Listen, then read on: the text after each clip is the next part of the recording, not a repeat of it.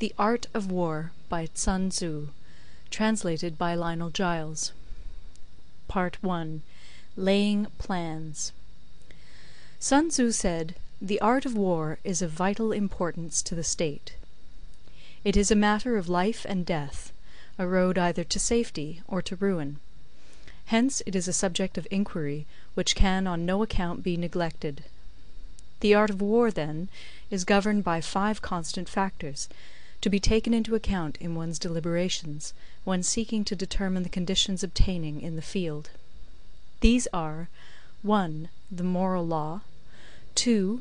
Heaven, 3. Earth, 4. The commander, 5. Method and discipline. The moral law causes the people to be in complete accord with their ruler, so that they will follow him regardless of their lives, undismayed by any danger. Heaven signifies night and day, cold and heat, times and seasons. Earth comprises distances, great and small, danger and security, open ground and narrow passes, the chances of life and death. The commander stands for the virtues of wisdom, sincerity, benevolence, courage, and strictness. By method and discipline are to be understood the marshalling of the army in its proper subdivisions, the graduations of rank among the officers, the maintenance of roads by which supplies may reach the army, and the control of military expenditure.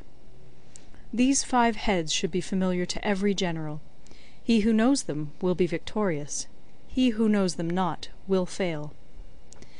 Therefore, in your deliberations, when seeking to determine the military conditions, let them be made the basis of a comparison in this wise. 1. Which of the 2 sovereigns is imbued with the moral law? 2. Which of the 2 generals has most ability? 3. With whom lie the advantages derived from heaven and earth? 4. On which side is discipline most rigorously enforced? 5. Which army is stronger? 6. On which side are officers and men more highly trained? 7. In which army is there the greater constancy both in reward and punishment? By means of these 7 considerations I can forecast victory or defeat. The general that hearkens to my counsel and acts upon it will conquer. Let such a one be retained in command. The general that hearkens not to my counsel nor acts upon it will suffer defeat. Let such a one be dismissed. While heeding the profit of my counsel, avail yourself also of any helpful circumstances over and beyond the ordinary rules. According as circumstances are favourable, one should modify one's plans. All warfare is based on deception. Hence, when able to attack, we must seem unable. When using our forces, we must seem inactive. When we are near, we must make the enemy believe we are far away. When far away, we must make him believe we are near. Hold out baits to entice the enemy, feign disorder, and crush him. If he is secure at all points, be prepared for him. If he is in superior strength, evade him. If your opponent is of choleric temper, seek to irritate him. Pretend to be weak, that he may grow arrogant. If he is taking his ease, give him no rest.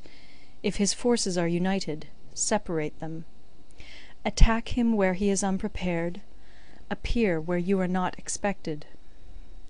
These military devices, leading to victory, must not be divulged beforehand. Now the general who wins a battle makes many calculations in his temple ere the battle is fought. The general who loses a battle makes but few calculations beforehand. Thus do many calculations lead to victory, and few calculations to defeat. How much more no calculation at all? It is by attention to this point that I can foresee who is likely to win or lose. End of Part I. Part II. Waging War.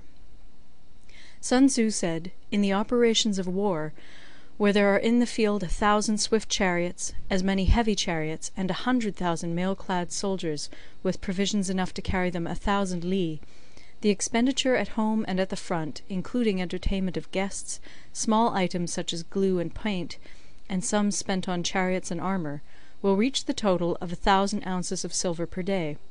Such is the cost of raising an army of 100,000 men. When you engage in actual fighting, if victory is long in coming, then men's weapons will grow dull and their ardour will be damped. If you lay siege to a town, you will exhaust your strength. Again, if the campaign is protracted, the resources of the state will not be equal to the strain. Now, when your weapons are dulled, your ardour damped, your strength exhausted, and your treasure spent, other chieftains will spring up to take advantage of your extremity. Then no man, however wise, will be able to avert the consequences that must ensue. Thus, though we have heard of stupid haste in war, cleverness has never been seen associated with long delays. There is no instance of a country having benefited from prolonged warfare. It is only one who is thoroughly acquainted with the evils of war that can thoroughly understand the profitable way of carrying it on. The skilful soldier does not raise a second levy. Neither are his supply wagons loaded more than twice. Bring war material with you from home, but forage on the enemy. Thus the army will have food enough for its needs. Poverty of the state exchequer causes an army to be maintained by contributions from a distance. Contributing to maintain an army at a distance causes the people to be impoverished. On the other hand, the proximity of an army causes prices to go up, and high prices cause the people's substance to be drained away. When their substance is drained away, the peasantry will be afflicted by heavy exactions. With this loss of substance and exhaustion of strength, the homes of the people will be stripped bare, and 3/10 of their income will be dissipated, while government expenses for broken chariots, worn-out horses, breastplates and helmets, bows and arrows, spears and shields, protective mantles, draught oxen, and heavy wagons will amount to 4/10 of its total revenue. Hence a wise general makes a point of foraging on the enemy. 1 cartload of the enemy's provisions is equivalent to 20 of one's own, and likewise a single picul of his provender is equivalent to 20 from one's own store. Now in order to kill the enemy, our men must be roused to anger. That there may be advantage from defeating the enemy, they must have their rewards. Therefore in chariot fighting, when 10 or more chariots have been taken, those should be rewarded who took the first.